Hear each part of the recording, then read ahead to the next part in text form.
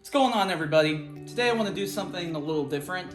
I want to rank all the high points that I went to last year and kind of review each one as we go through the list.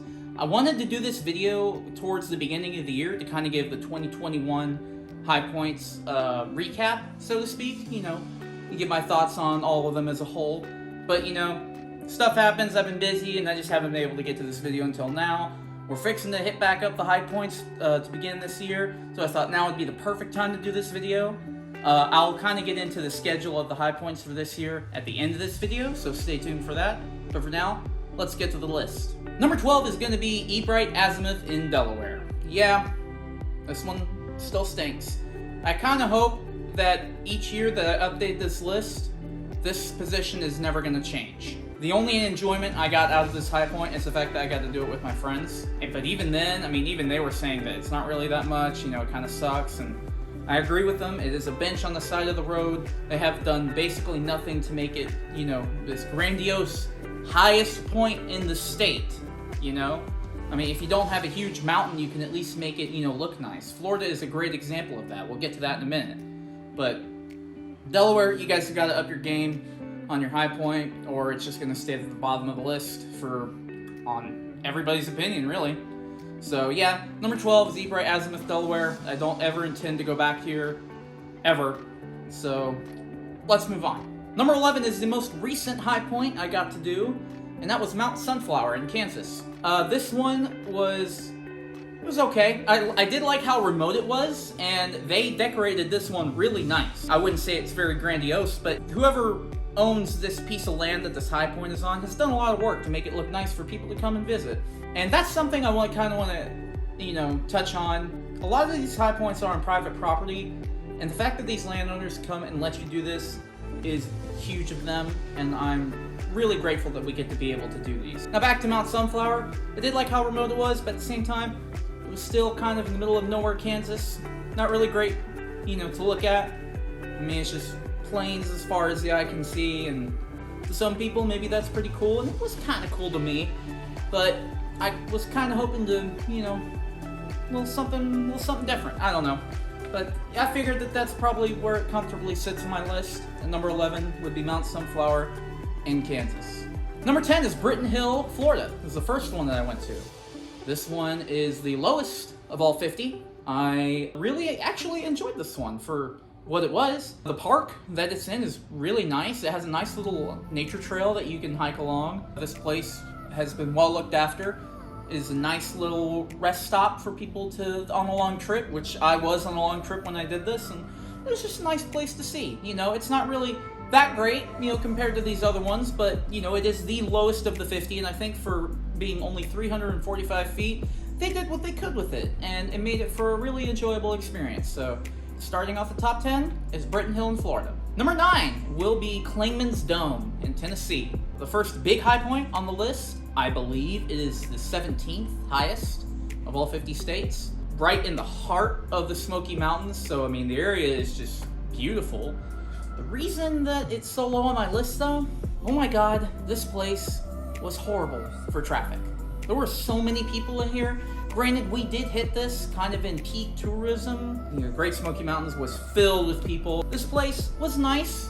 The hike itself was decent. It wasn't all that to write home about. It was paved the whole time, so that will kind of take away for a lot of people. I don't think it really took away from my enjoyment because I was kind of already let down by the amount of people that were there. We couldn't park in the parking lot. We had to park further down the mountain and walk up, so we got to hike a little further than everybody else does. I do give a round of applause for people that actually hike this mountain, from the bottom. I know it's part of the Appalachian Trail and all that, so the views were pretty good. We caught it on a midday, I would say. We can really see that far, but we could see pretty far. It was enjoyable, but the traffic really put this one, at least from my experience, put this one pretty far down the list, for my enjoyment, and that's really what these are all about, getting out in nature and kind of enjoying yourself. And when you're kind of surrounded by crowds that you would see at Disneyland, it kind of takes you out of the whole nature part. So number 9 is Clingman's Dome, Tennessee. Let's move on. Number 8 is Driscoll Mountain, Louisiana. So this is the first actual hike one. Well, I guess Clingman's Dome was a bit of a hike as well, but This one was in the woods, you're hiking up a mountain. I got to go with my brother Shane, and we had a really good time.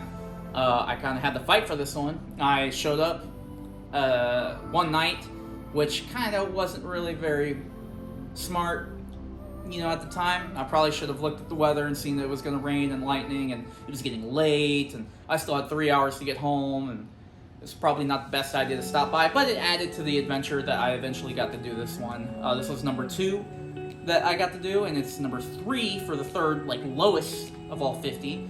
And for being the third lowest, it was pretty nice. I enjoyed it. We got to, you know, it's not really that bad of a hike. It took us, if I had to guess, it was probably 20 to 30 minutes. Once again, it's on private property. You know, I remember in the video we thanked the property owners. They have a little sign at the little board there at the summit that tells you special thanks to the property owners, and they'll let you come out and do this hike. And again, I want to thank them.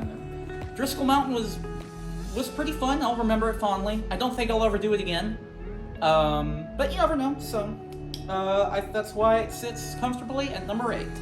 Number 7 is Mount Davis, Pennsylvania.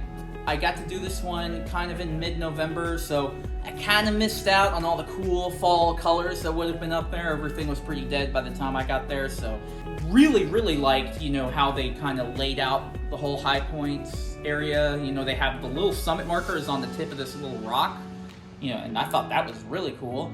This watchtower where you can get up and see 360 views, you know, the area is, you know, it's okay to look at. It's nothing like, you know, spectacular or anything like that, but it was nice. My buddy Selden got to join me for this one, so that made it really fun. That's actually the reason I got to do it, is because he lived in Pennsylvania at the time. So I got to kind of take advantage of where he lived and kind of drug him along to do the high points that I wanted to secure. That's going to continue, by the way. There was all this little information stuff about the high point, and I like that kind of stuff, so it won a lot of points for me. So number 7 was Mount Davis for Pennsylvania. Number 6, Hoy Crest, Maryland. This one was fun. This one caught me off guard. I did no research when we decided to do Hoy Crest. I thought that it was another drive up because I put it in Google Maps and it had you go up this road or whatever. Once we got there were all these signs telling us you cannot access a high point from the top. But we chose to ignore all of them. And when we got up there, we realized, yeah, we can't do it. So we had to go all the way back down the mountain, and the sun was setting, and we pretty much had to run up this thing, and boy, it's a steep little hill, man, a steep little mountain. I put my calves to work for sure. I enjoyed it. You could tell we got up there after the sun went down and it was getting pretty dark, but you could tell that you could see pretty far in areas, and I think the reason this one ranks above Mount Davis is because, you know, because of the actual hike that you had to do to get up there.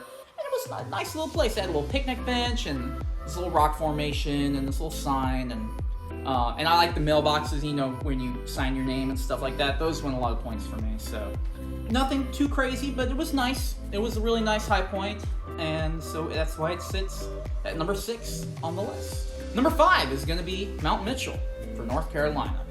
This one is the highest point east of the Mississippi River, number 16 for highest in, you know, the states, and I enjoyed it.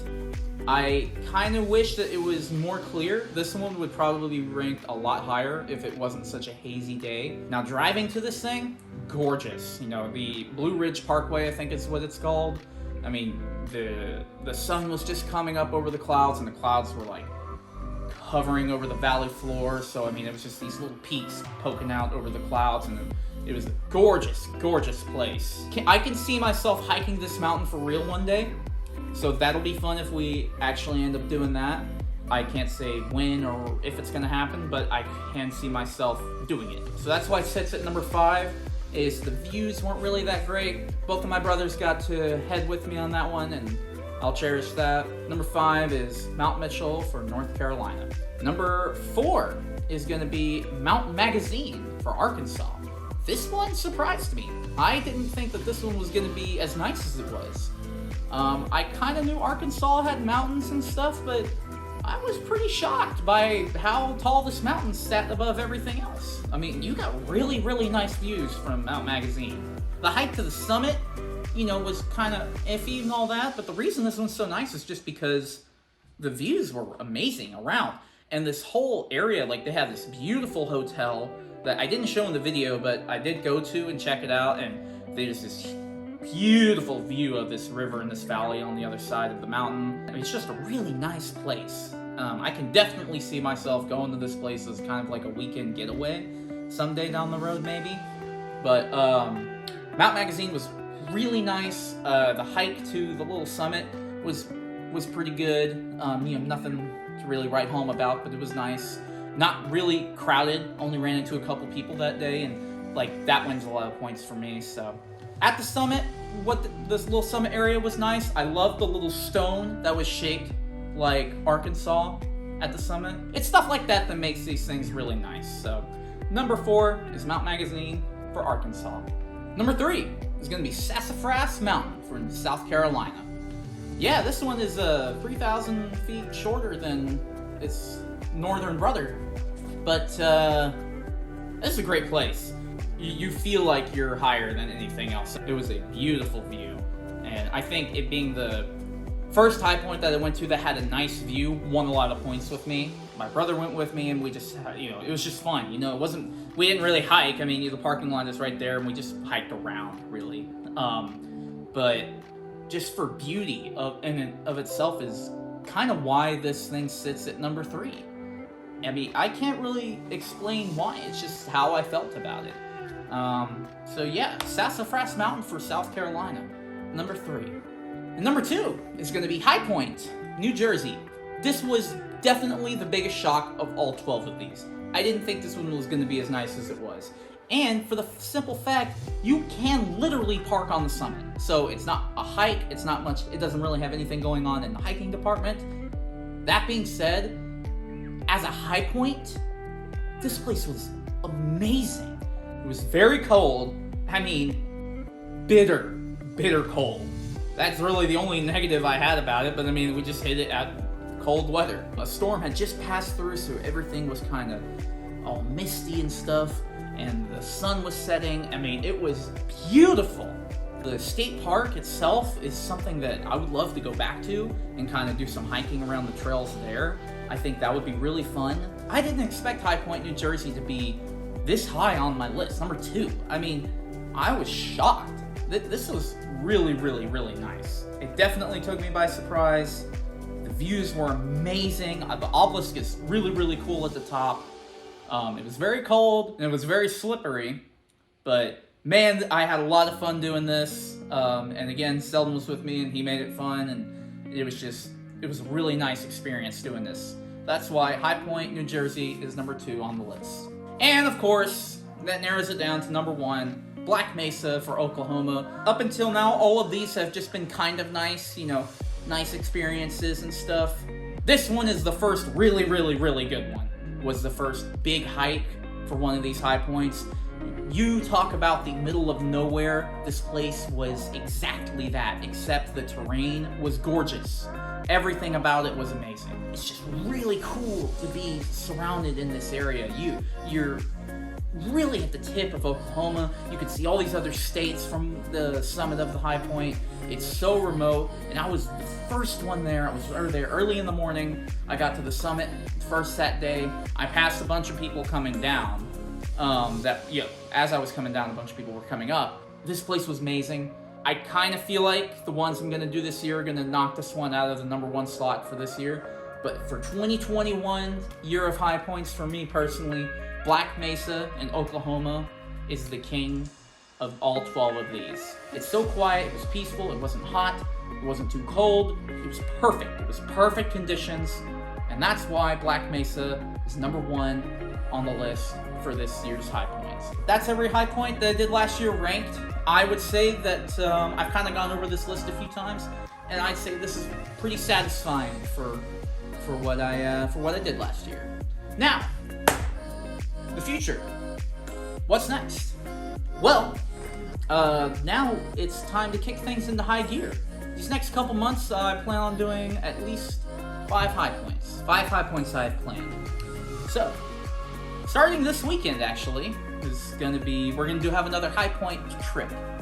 So when you look at these maps that I do in the videos where I have like, you know, a picture of myself in the state for every high point I go to, there's this weird gap in the southeast with Georgia, Mississippi, and Alabama. So I'm thinking, let's get those 3 done first. We're gonna hit all 3 of those this weekend, starting with Mississippi's Woodall Mountain, I think that's how you say it. And then we're gonna do Brasstown Bald in Georgia, that's gonna be fun. And then we're gonna do Cheaha Mountain? Is that how you say it? Cheaha? Chehi? I don't know. But the Alabama one. I'm actually excited for all 3 of these. I know the Mississippi one is kind of really small and doesn't really have a whole lot going on, but I think just getting back into the high points is gonna be fun. I'm really excited for that. So I got those 3 planned for this weekend. A couple weeks after that, we're going to be doing Tom Sock, I think is how you say it, the Missouri high point.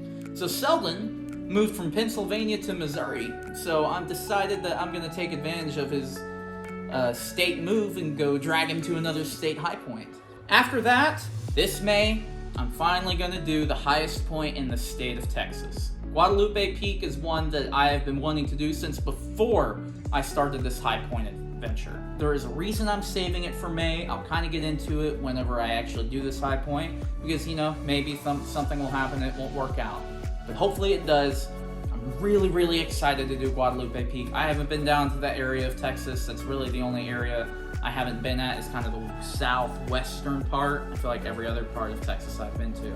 So it's due time for me to head down there. It's going to be the first big high point that I do, like many miles hike up to go to the summit. I'm really excited. It's going to be in the desert, and I think May is the perfect time to do it. It's not going to be cold anymore, and it's going to be before it gets too hot.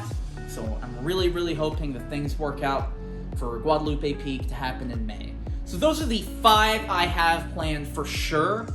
Now, beyond this, of course, there's stuff that I would like to get done. I'm thinking maybe in the summer, I'm kind of want to squeeze in like another trip to travel to go do some high points. I think the obvious choice to get a bunch of high points done in a single trip is way up in Northeast, where you have Vermont, New Hampshire, Connecticut, Rhode Island, and Massachusetts. Those are all kind of in like a circle with each other. So I think, you know, hitting those within a 2 or 3 day span would be really cool, and that would get me up to 10 for this year. I would like to get one big high point done this year. Guadalupe Peak is a big mountain, but it's only like 8,700 feet, I think. I'm talking like a big mountain. I'm not really that experienced in mountaineering yet, so I won't be doing anything too hard. You know, like Granite Peak or Bora Peak or Mount Whitney or anything like that. But I don't know, man. I'm thinking that maybe Wheeler Peak for New Mexico, that might be one that I might end up doing. I think maybe around September or something like that, we may be able to do Wheeler Peak. I think that'll be really cool if we can do that. Or Arizona's Humphreys Peak. You know, I passed that peak going to the Grand Canyon last year. It's beautiful. I can definitely do one of these 2 this year, and it's probably going to be Wheeler. But we'll see. So those are the kind of ones that I have, you know, speculating. The ones I want to do. Alright, thank you guys for watching this video. I hope you kind of agreed with me on the list here, you know, going through the 12 that I went through. And I hope you stick around for the ones that I have planned. We got some great ones coming for this year. And I'm just super excited, you know, it's kind of been quiet down for the last couple months, but it's time to kick things into high gear again, you know, go traveling, and this stuff is just super fun. So I'll check you guys in whenever we actually do a high point. So thank you for watching. Peace out.